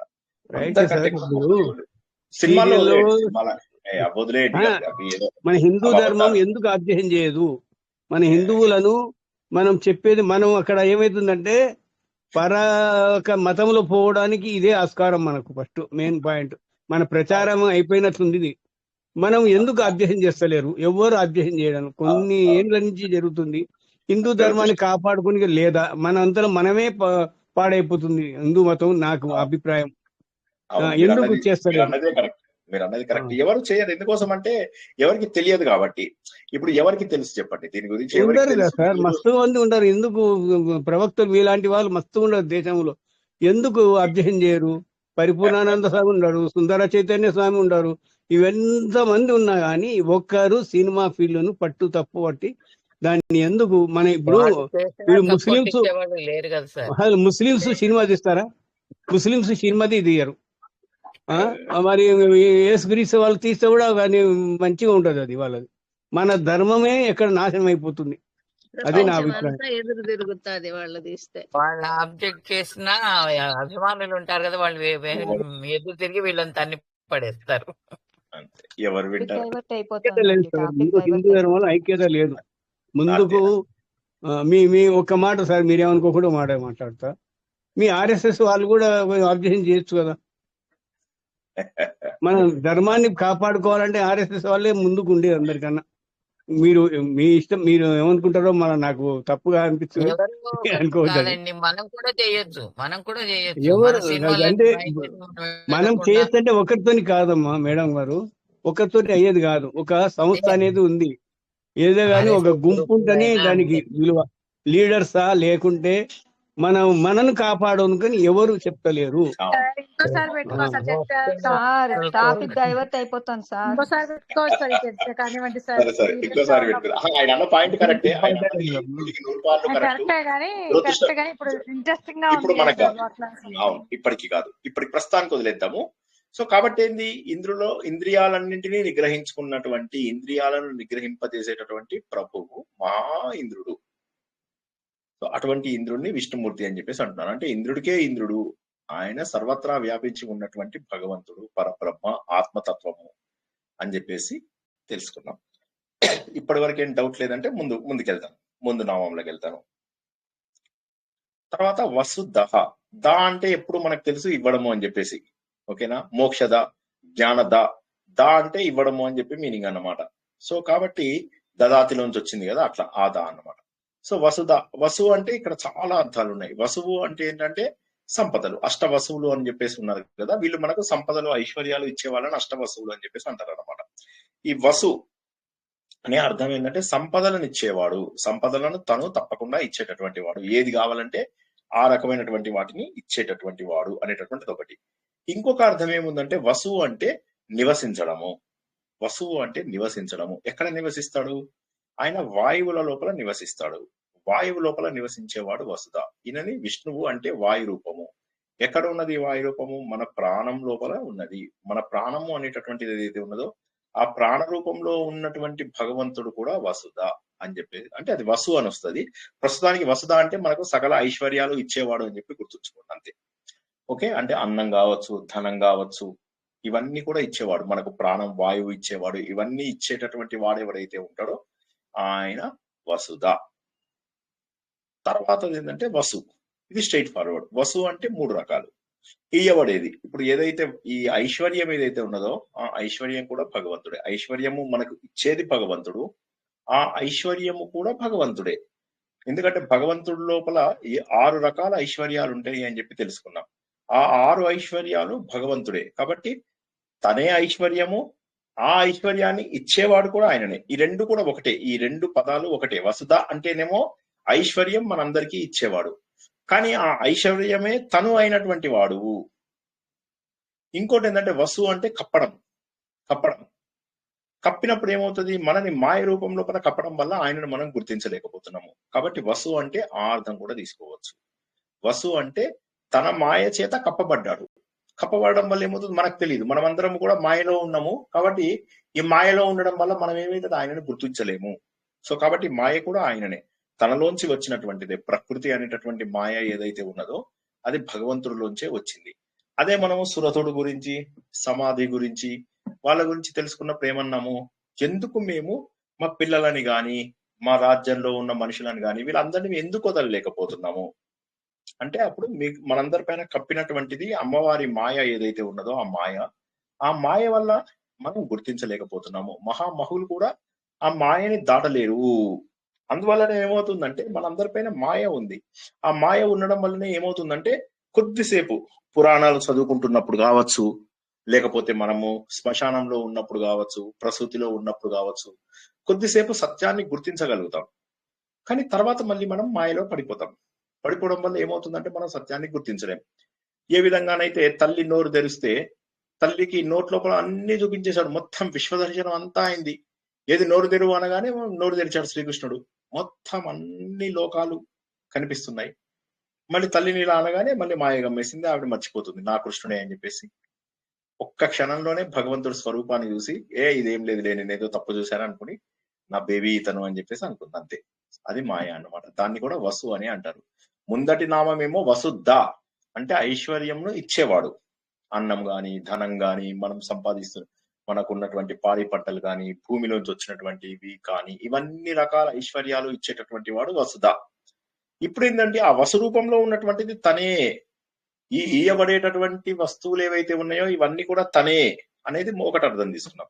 రెండోది ఏంటంటే మనని మాయతోని కప్పేశాడు అన్నటువంటిది రెండో అర్థం తీసుకున్నాం. మూడోది ఏంటంటే వసు అంటే ఉండడము అని కూడా, అంటే వాయువు రూపం లోపల మన శరీరంలో ప్రవహిస్తూ ఉంటాడు. సో ఆయన నివాసము వాయువు, దానివల్ల కూడా ఆయనని వసువు అంటారు. ఇక్కడ వసువుని అంటే ఇక్కడ విష్ణుమూర్తిని వాయు రూపంలో చూసాం, విష్ణుమూర్తిని అగ్ని రూపంలో చూస్తాం, విష్ణుమూర్తిని వాయు రూపంలో చూస్తాం, విష్ణుమూర్తిని అనేక రూపాలలో చూడవచ్చు. ఇక్కడ చెబుతున్నది ఏంటంటే విష్ణువు వాయు రూపుడు అని చెప్పేసి చెప్పడం. తర్వాత ఏంటంటే నైక రూపము. నైక రూపం అంటే ఏంటండి, ఎవరైనా చెప్పగలరా? నైక రూపం అంటే ఏంటి? నైక అంటే ఏంటి? అంటే ఒక రూపం లేదు. ఇప్పుడు భగవంతుడికి ఒక రూపం ఉన్నది అంటే మనము భగవంతుడికి ఏదో ఒక రూపం ఇచ్చేసి చెప్పవచ్చు ఎలా ఉంటాడు దేవుడు అని అడిగితే ఎవరు చెప్పలేకపోయారు. అందరూ మళ్ళీ అప్పుడు ఏమైంది, నారాయణ మహర్షి దగ్గరికి వెళ్తారు, ఏం చేయాలి అంటే ఆయన అంటాడు నాకు కూడా తెలియదు, పదండి సనక సనందన సనత్ సుజాత సనత్ కుమార్ల దగ్గరికి వెళ్దామని. వాళ్ళ దగ్గరికి వెళ్తారు, వాళ్ళు అంటారు మాకు కూడా తెలియదు, మా నాన్నగారిని అడుగుదామని చెప్పేసి బ్రహ్మ గారి దగ్గరికి వెళ్తారు. బ్రహ్మ అంటాడు నాకు కూడా తెలియదు, నేను వచ్చేసరికి ఆల్రెడీ వేదాలు లోకాలు అన్ని ఉన్నాయి, కాబట్టి ఇక వేదాలను ఒక్కటే అడిగే అవకాశం ఉంది అని చెప్పి వేదాలను అడుగుతారు. కాబట్టి భగవంతుడు కేవలం వేదాల ద్వారా మాత్రమే ప్రతిపాదించబడతాడు. అన్ని రూపాలలో ఆయననే ఉన్నాడు. ఇప్పుడు దేవుడు వరాహ రూపంలో ఉన్నాడు, దేవుడు నరసింహ రూపంలో ఉన్నాడు, దేవుడు మత్స్య రూపంలో ఉన్నాడు, దేవుడు ఉచ్చైశ్రవం రూపంలో ఉన్నాడు, దేవుడు ఐరావతం రూపంలో ఉన్నాడు, దేవుడు కామధేనువు రూపంలో ఉన్నాడు, దేవుడు వాసుకి రూపంలో ఉన్నాడు, దేవుడు అనంతుడు రూపంలో ఉన్నాడు, దేవుడు వ్యాసుడు రూపంలో ఉన్నాడు, దేవుడు కపిలుడు రూపంలో ఉన్నాడు, దేవుడు శుక్రాచార్యుడు రూపంలో ఉన్నాడు, దేవుడు అర్జునుడు రూపంలో ఉన్నాడు, దేవుడు రాముడు రూపంలో ఉన్నాడు. ఏ రూపంలో ఉన్నాడు దేవుడు? దేవుడికి ఏ రూపం ఇవ్వాలంటారు? అన్ని రూపాలు ఆయనవే. ఒక రూపం కాదు భగవంతుడిది, అన్ని రూపాలు కూడా భగవంతుడే. అందుకోసమే భగవంతుడిని ఇదంతా చూసిన తర్వాతనే అర్జునుడు మనకు 11వ అధ్యాయంలో కన్ఫ్యూజ్ అవుతాడు, ఇన్ని రూపాలు నీవేనా? అంతకుముందు విభూతి యోగంలో చెప్పాడు. విభూతి యోగంలో చెప్పినప్పుడు అర్జునుడికి అర్థం కాలేదని 11వ అధ్యాయం లోపల విశ్వరూప సందర్శనంలో అవన్నీ తన లోపల చూపించాడు భగవంతుడు. చూపించినప్పుడు కూడా అర్జునుడు కన్ఫ్యూజ్ అయిపోయాడు. ఇప్పుడు నేను ఎలా నిన్ను పూజించాలి? రూపం పెట్టుకొని పూజించాలా, రూపం లేకుండా పూజించాలా? అప్పుడు దానికి భగవంతుడు చెప్తాడు, రూపం లేకుండా పూజించడం కష్టం కాబట్టి రూపంతో ప్రారంభించు, రూపం లేకుండా పూజించావు అంటే అయిపోయింది, నీకు జ్ఞానం వచ్చినట్టే లెక్క అని. కాబట్టి ఒక రూపం ఉంటే భగవంతుడు ఈ రూపంలో ఉన్నాడు అని చెప్పి చెప్పవచ్చు.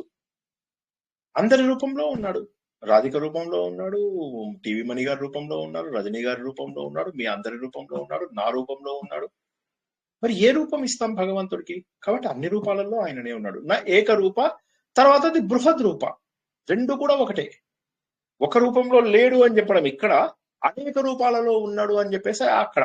అనేక రూపాలు, ఒక రూపమా రెండు రూపమా, పెద్ద పెద్దవి. బృహద్ అంటే మహా అని కూడా రూపము. యజ్ఞవరాహం పెద్ద రూపం. వరాహస్వామి బ్రహ్మదేవుడు ముక్కులోంచి వచ్చేస్తాడు, వచ్చి ఒక్కసారిగా పెద్దగా అయిపోతాడు.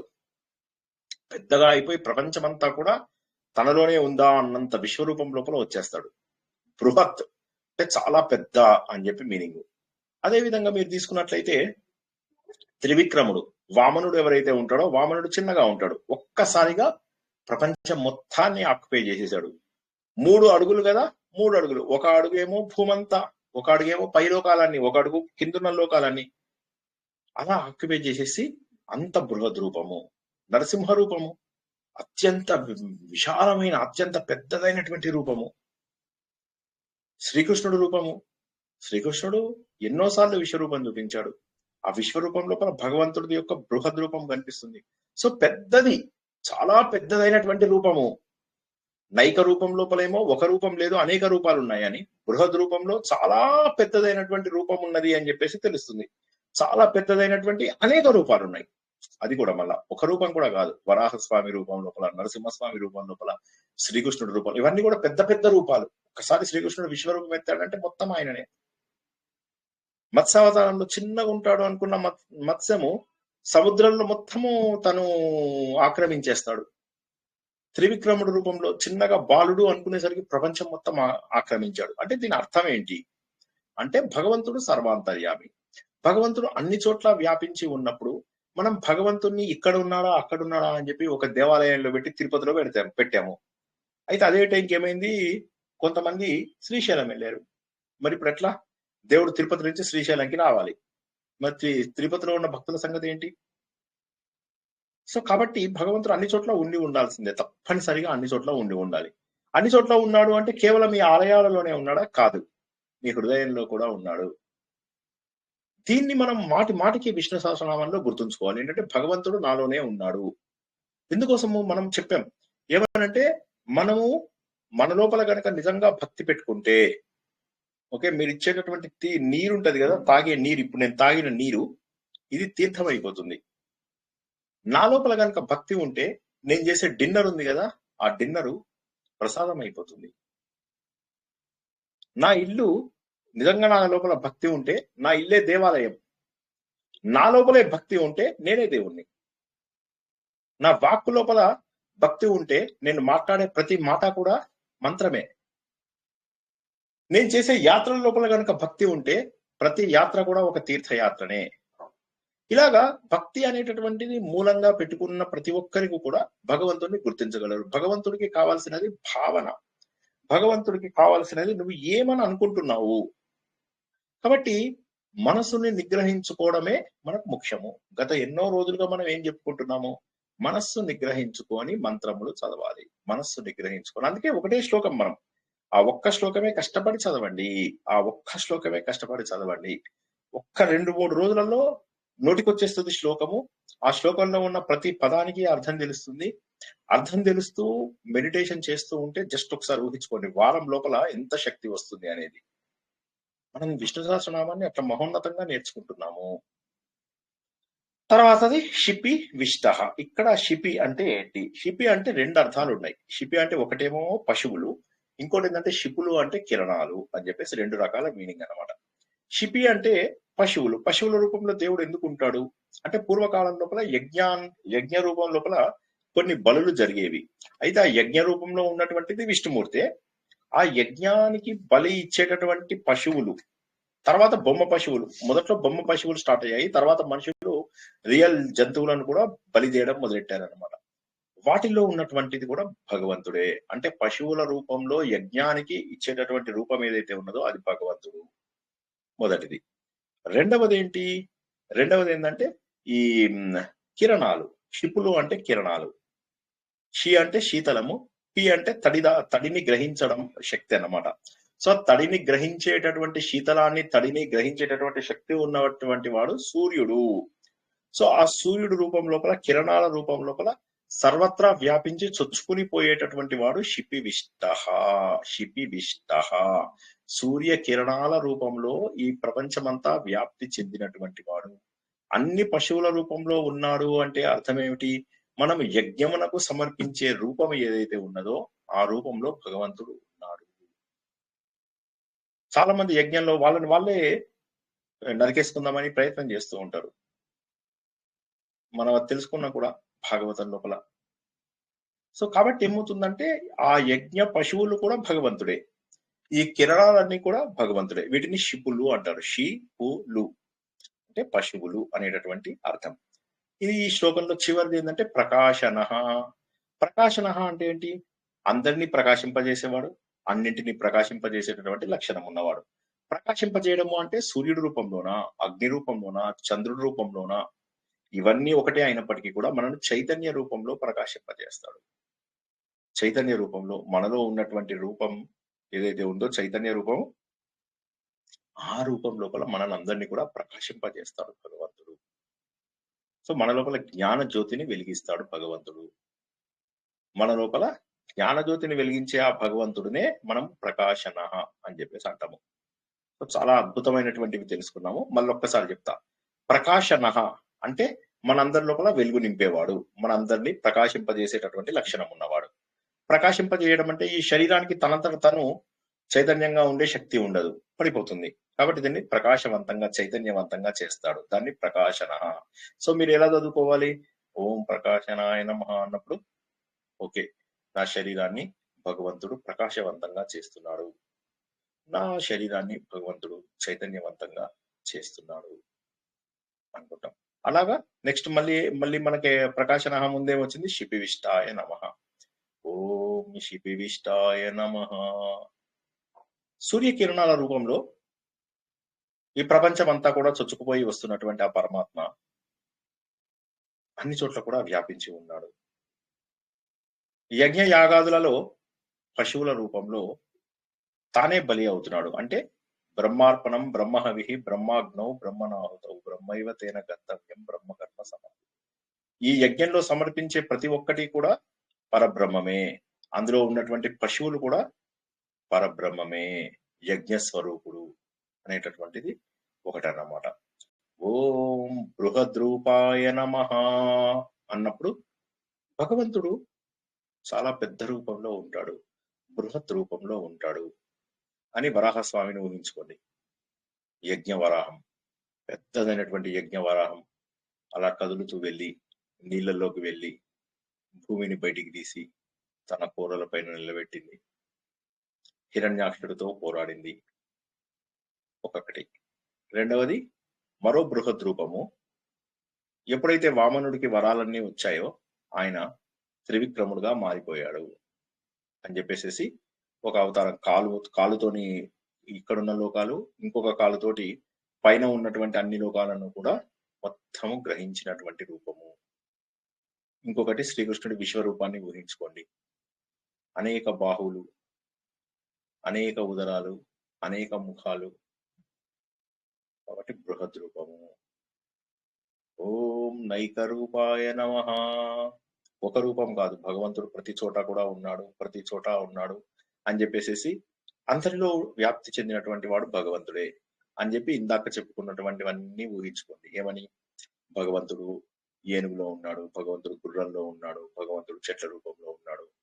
మనకు కనిపించేటటువంటి ప్రతి చెట్లు ఏవైతే ఉంటాయో ఆ చెట్లన్నీ కూడా భగవంతుడి యొక్క వెంట్రుకలు, భగవంతుడి యొక్క జుట్టు కేశములు ఏవైతే ఉంటాయో ఆ కేశములు ఏవైతే ఉన్నాయో అవి ఆకాశము. ఇలా ఊహించుకుంటూ భగవంతుడు అనేక రూపాలలో ఉన్నాడు. ఓం నైక రూపాయ నమః. ఓం వసవే నమః. వసవే నమః అంటే మనను మాయతో కప్పేటటువంటి భగవంతుడు అని ఒకటి. ప్రాణవాయువు రూపంలో మన లోపల నివసించి, వస అంటే నివసించుట అన్నట్టు, అలా ఉన్నాడు అనే ఒక మీనింగ్. ఇంకోటి వసు అంటే సంపదలు, ఆ సంపదల రూపంలో ఆయననే ఉన్నాడు అని చెప్పి ఊహించుకోండి. ఈ సంపదలన్నీ ఆయనవే. నా ప్రాణం రూపంలో ఉన్నటువంటిది భగవంతుడే. నన్ను సాత్విక, రాజసిక, తామసిక గుణాల ద్వారా కప్పి తనను గుర్తించడానికి వీలు లేకుండా చేస్తున్నటువంటి వ్యక్తి వసువు. ఓం వసుదాయ నమః. భగవంతుడు సంపదలన్నీ కూడా నాకు అందిస్తాడు. సూర్యుడి రూపంలో శక్తిని, చంద్రుడి రూపంలో విత్తనాలని, భూమి రూపంలో పంటను, తిన్న ఆహారం అరగడానికి వైశ్వానరుడు రూపంలో, ఇలాగా అన్ని రకాల సంపదలు ఇస్తున్నటువంటిది ఆయననే. ఓం వసుదాయ నమః. ద అంటే ఇవ్వడము, అన్ని సంపదలను ఇచ్చేవాడు. ఓం వసుదాయ నమః. ఓం మహేంద్రాయ నమః. మహా ఇంద్ర అంటే ఆత్మస్వరూపుడు, ఇంద్రియాలన్నిటికీ కూడా అధిపతి. ఇంద్రియాలన్నిటికీ అధిపతి అయినటువంటి ఇంద్రుడి కంటే కూడా ఇంద్రుడు ఆయన. కాబట్టి ఈ ప్రపంచంలో ఆత్మస్వరూపం, ఇంద్రియాల కంటే ముందు పుట్టినటువంటిది ఆత్మ. ఆ ఆత్మస్వరూపంలో ప్రపంచమంతా వ్యాపించి ఉన్నటువంటి నువ్వు భగవంతుడువా, నువ్వు మహేంద్రుడవు. ఓం మహేంద్రాయ నమః. ఓం వాగ్మినే నమః. భగవంతుడా, నువ్వు స్తుతించడానికి అర్హత ఉన్నటువంటి వాడవు. ఇదే మనం దేవి భాగవతంలో కూడా తెలుసుకున్నాం.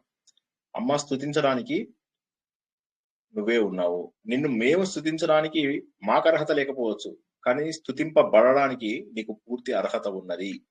దాన్నే వాగ్మినే నమః అని చెప్పేసి చెప్పుకోవాలి. మనము ఇదే మాటని మనం దేవి భాగవతంలో కూడా చెప్పుకున్నాం.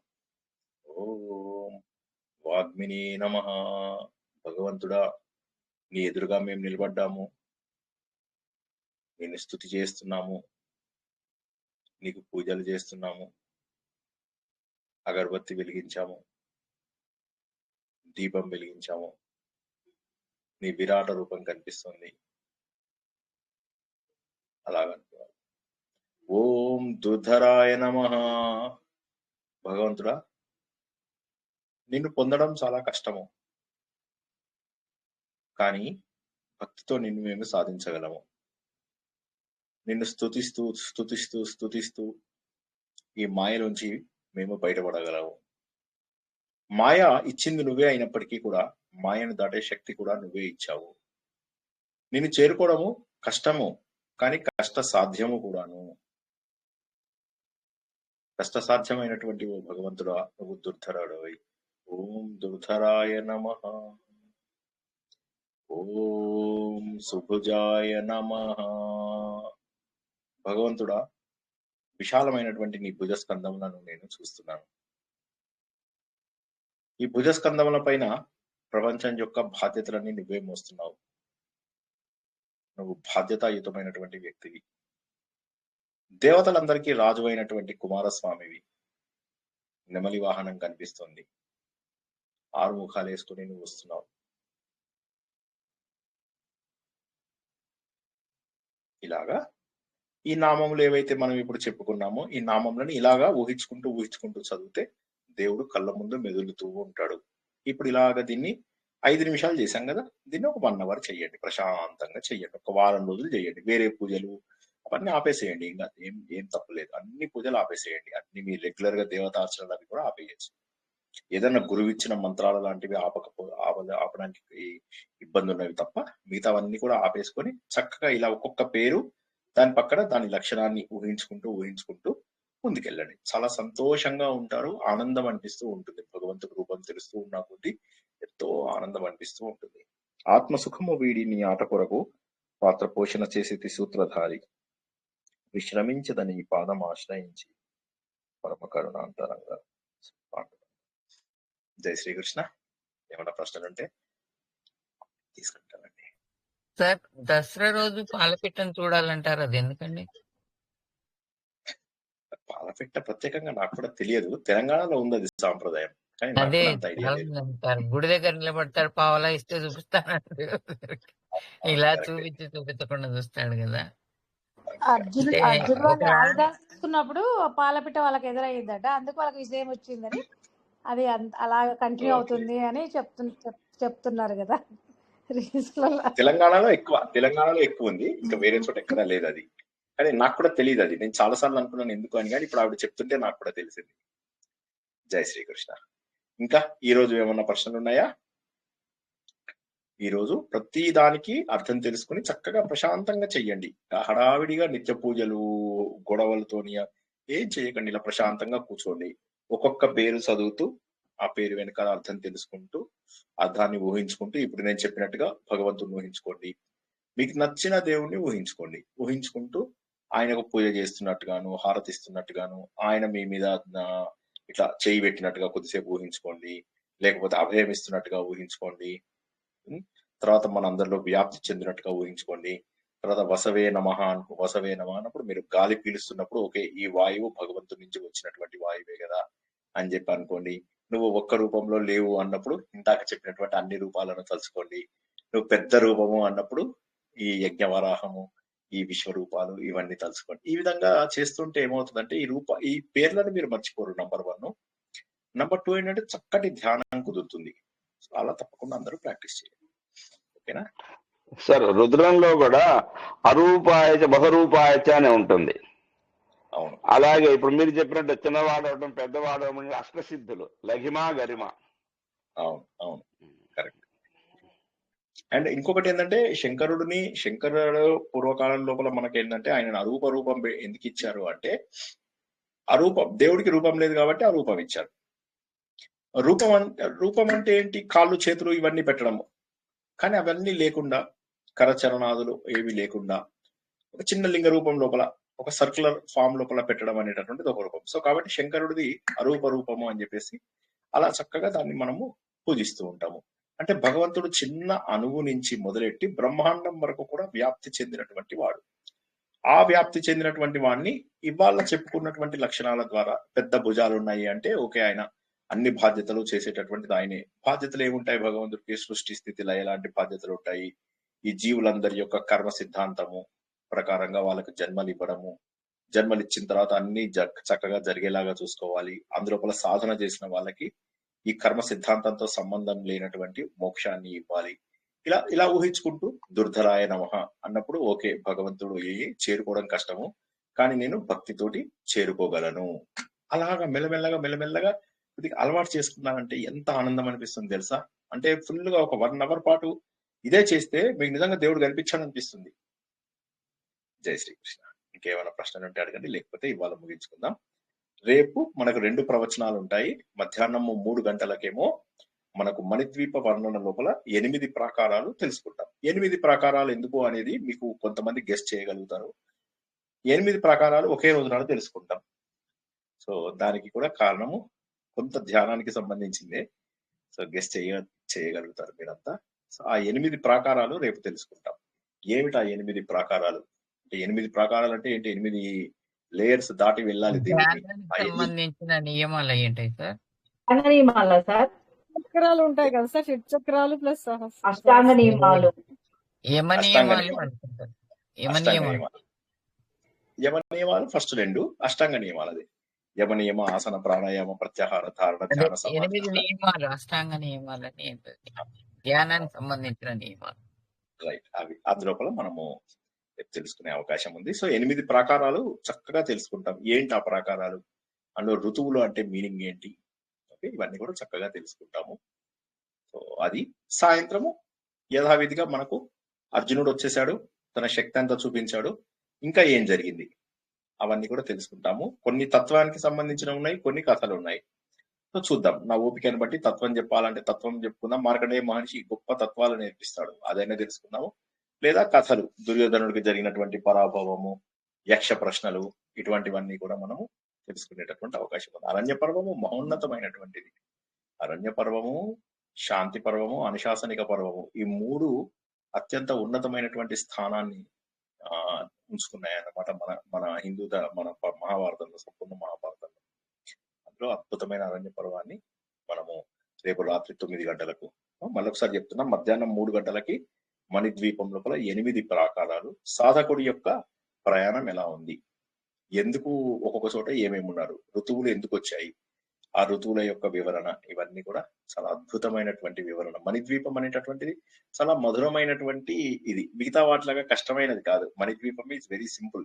మనకు లలిత సహస్రనామం చాలా పెయిన్ఫుల్లీ డిఫికల్ట్, అది చాలా కష్టం అర్థం చేసుకోవడం. మణిద్వీపం అదృష్టవశాత్తు సులభంగా అర్థం చేసుకోవచ్చు. సాధకులు సులభంగా కూడా దాన్ని సాధనలో పెట్టుకోవచ్చు. సో కాబట్టి మణిద్వీపం చాలా బాగుంటుంది. రేపు అది 3 గంటలకు రాత్రి 9 గంటలకు సంపూర్ణ మహాభారతం. జై శ్రీకృష్ణ. ఇంకేం ప్రశ్నలు లేకపోతే ముగించుకుందాం. చాలా మంది జాయిన్ అవుతున్నారు ప్రతిరోజు. ఇంతమంది జాయిన్ అవ్వడం అనేది నాకే ఆశ్చర్యం అనిపిస్తుంది. శ్రద్ధ లేనిదే ఇది అసంభవం. అదొకటి అంటే నేను హోల్ హార్టెడ్ గా చెప్తున్నాను. ఎందుకంటే వినడం చాలా కష్టం తెలుసా. ఎవరైనా మాట్లాడుతుంటే వినడము, ఎస్పెషల్లీ నాకు బోర్ వచ్చేస్తుంది. సో అట్లాంటిది మీరు చెవుల్లో రక్తం కాచుకోకుండా శ్రద్ధగా వినడం నాకు చాలా సంతోషం. అది కాక డైలీ కదా, పోనీ ఒక రోజుతో ఆగేది కాదు కదా. ఇది ప్రతిరోజు 9 o'clock కంటే 8:55కే జాయిన్ అయ్యి శ్రద్ధగా వినడం అనేది మీ లోపల పరిణతి చూపిస్తుంది. అది నాకు ఎక్కువ సంతోషం అనిపించేది. ఏంటంటే మీ అందరిలో పరిణతి రావడం అనేది అది చాలా గొప్పది. సో జై శ్రీకృష్ణ. చాలా సంతోషము. రేపు కూడా 2 ప్రవచనాలు అద్భుతంగా ఉంటాయి. మాకు వినడం చాలా సంతోషంగా ఉంది స్వామి. అందువల్ల ఖచ్చితంగా 10 నిమిషాల ముందరే జాయిన్ అవ్వాలి. టైం చూసుకుంటూ ఉంటాం అన్నమాట. అది మాకు మణిద్వీపం అది ఆడియో పెడతారా అండి? ఆడియో కాదమ్మా, మనకు మణిద్వీపము ఇలాగే కాల్లో ఉంటుందమ్మా. ఓకే అండి. అంటే నేను జాబ్ కి వెళ్తాను, కొంచెం వినటానికి బాగుంటుంది కదా అని అడిగాను నేను. రికార్డింగ్ ఉంటుంది మనకు. రికార్డింగే కావాలి. రికార్డింగ్ వస్తుంది. రికార్డింగ్ ఉన్నాయి. ఆల్రెడీ 4 భాగాలు అయ్యాయి. 4 భాగాలు మధ్యాహ్నం 4 భాగాలు. రేపు 5వ భాగము. 5వ భాగంలో అంటే ప్రాకారాలు ఇప్పుడే ప్రారంభమయ్యాయి. ఇప్పటి వరకు కూడా ముందు ప్రోగ్రాం చెప్పుకున్నాము. అసలు 18 ఏవైతే ప్రాకారాలు, 19 చింతామణి గృహం ఏదైతే ఉంటుందో అందులోపల ఈ మొదటి 8 ప్రాకారాలు రేపు అవుతాయి అన్నమాట. సో అదే వెరీ ఇంపార్టెంట్. అదే వినలేకపోతున్నానని కొంచెం బాధగా ఉంది. అదర్వైజ్ అంటే ఇలా చక్కగా రికార్డింగ్ ఉంటుంది. రికార్డింగ్ పంపిస్తాను. No worries. పెట్టండి. అదే దట్టు ఏంటంటే ఇవి మీరు 8 ప్రాకారాల గురించి చెప్పడం అనేది అష్టాంగ యోగం వీటి గురించి రిలేటెడ్ గా ఉంటున్నాయి కదా, అందుకని అడిగాను అనమాట. తప్పకుండా. మన ప్రతి వీడియో కూడా రికార్డ్ అవుతుంది. ప్రతిది కూడా మనం యూట్యూబ్ లో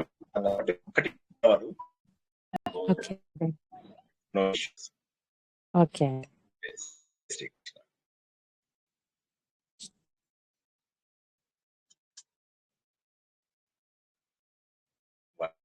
చక్కగా ధ్యానం చేసుకోండి కదా. కొద్దిగా అలవాటు చేసుకొని ఎంత ఆనందం ఉంటుంది. అనిర్వచనీయమైనటువంటి పొందినటువంటి ఆనందం పొందుతారు విషయం కూడా. తర్వాత ఇన్ని రోజులు ఈ ధ్యానంలో ఆనందము అసలు అనిర్వచన ఇలా ఉంటుంది అని చెప్పి